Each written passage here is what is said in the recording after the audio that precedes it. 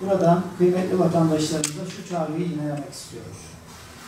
Kesinlikle suçla mücadele devletin asli görevidir. Ve benim de il valisi olarak birinci görevim ilin asayişini, huzurunu sağlamaktır. Ancak geldiğimiz koşullarda artık bir noktadan sonra vatandaşımızın muhakkak desteğine, bilgisine ve bu konuya göstereceği duyarlılığa büyük ihtiyaç vardır. Trafikte olsun, asayiş konularında olsun, özellikle uyuşturucu ticareti ve kullanımı konusunda olsun, onların desteği olmadan bir aşamanın daha ötesine geçmek çok mümkün olmuyor. Şunu ifade etmek istiyorum.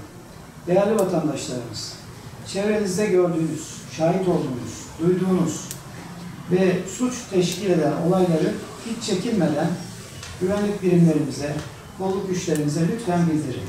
Bunun için 112 hattı sizin evrenizdedir.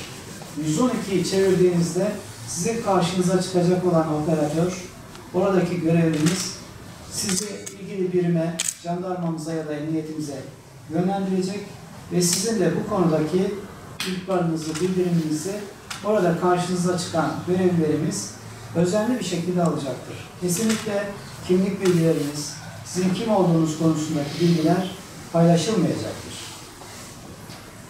Ve tabii ki uyuma programına da değinmeden geçemeyeceğim. Mücadelede daha önce de anlattığımız gibi ve elimizde kullanımını bir hayli yaygınlaştırdığımız uyuma programının akıllı telefonlar vasıtasıyla çok güzel bir bildirim mekanizması olduğunu, pratik bir işleyişe sahip olduğunu da tekrarlamak istiyorum. Özellikle anne ve babalara da seslenmek istiyorum.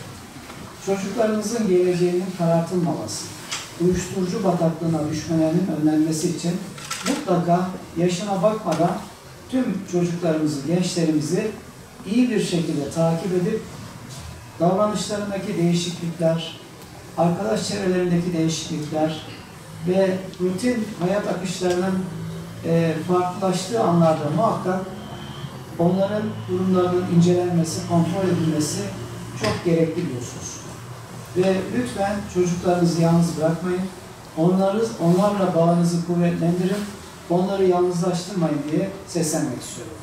Bir ailenin çocuğunu sıkı sıkıya sarıp kucaklaması, onu yalnız bırakmaması, uyuşturucuya giden yolda onun için getirilecek en büyük güvenlik şemsiyesidir, koruma şemsiyesidir. Değerli arkadaşlar, bir de sizlere Narvax programından söz etmek istiyorum. Bu program İçişleri Bakanlığı tarafından geliştirilmiş olup uyuşturucuyla mücadelede bizi teknik olarak destekleyen ve en önemli husus da şudur ki analize dayalı bilimsel bir metot olarak uyuşturucu ticaretinin yoğunlaştığı noktaları bizim kolayca tespit edip bu hainleri, bu tuzak kuranları, bu zehir tacirlerini çok daha etkili bir şekilde yakalamamıza fırsat veren güzel bir uygulamadır. Hem emniyetimiz hem jandarmamız yeni dönemde bu hizmeti, bu programı kullanır hale geldi ve yakalamalarımıza, ele geçirilen malzeme miktarlarındaki artışa vesile oldu. Değerli arkadaşlar, yine bir başka konu okul güvenliği konusu. Çok sayıda biliyorsunuz ilimizde okul bulunuyor. 2500'ün üzerinde okulda eğitim alıyor. Buraların huzurlu bir eğitim ortamı olarak çocuklarımızın, öğretmenlerimizin hizmetinde olabilmesi için okullarımızın da güvenliğine büyük önem veriyoruz ve sık sık okul çevrelerinde bulunarak emniyet, jandarma olarak onlara güven sağlayan bir ortam sunmaya gayret gösteriyoruz. Bu da çalıştığımız özel alanlardan biri olarak ifade etmek istiyorum.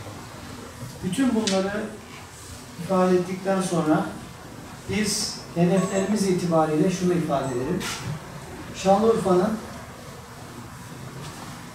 olay sayılarını asayiş kriterleri itibariyle tamamında aşağı çekmek istiyoruz. Yani her geçen yıl Şanlıurfa'yı daha iyi bir noktaya taşıyabilmek için, daha güvenli ve daha huzurlu bir şehir haline getirebilmek için var gücümüzle çalışarak bunu başarabileceğimizi gördük. Bugün sizlere sunmuş olduğum geçtiğimiz 2 ay ve geçtiğimiz 7 ayı bir önceki dönemin 2 ay ve 7 ay ile yaptığımız kıyaslamada neredeyse tamamında, trafik olayları dışında tamamında çok iyi bir seviyeye geldiğimizi ve bu kadar kısa bir sürede yoğunlaşarak bunu yapabileceğimizi gösterdik. Bunu zaten vatandaşımız sokakta da görüyor. Eksiklerimiz olursa bu konuda vatandaşlarıma yine samimi bir çağrıda bulunmak istiyorum. Şu konuda eğer yeterli bulmuyorsanız, emniyetimizin, jandarmamızın çalışmasını filanca konuda yeterli bulmuyorsanız bunları bize yazın. Bunları bize bildirin. Biz her türlü revizyonu, düzeltmeyi, geliştirmeyi yapabilecek kudrete sahibiz.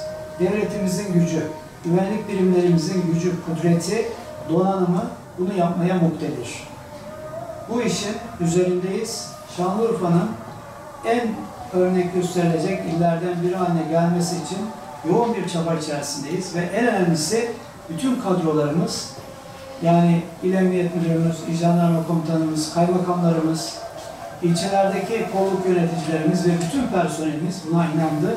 Bu moralde, motivasyonla yolumuza devam edeceğiz. Ben öncelikle katılımlarınız için sizlere teşekkür ediyorum. Sizler vasıtasıyla tekrarlamak isterim ki Şanlıurfa'nın huzuru, Türkiye'nin huzuru demektir. İnşallah seçim sürecini de çok olumlu, pozitif ve huzur iklimi içerisinde tamamlayarak örnek gösterilecek bir seviyeyi teşkil edecek başarıya imza atmak istiyoruz. İnşallah daha güzel, daha hayırlı haberlerle 2 ay sonra yine Mayıs ayı başlarında karşınızda olacağız. Tekrar hoş geldiniz diyorum. Sizlere teşekkür ederim.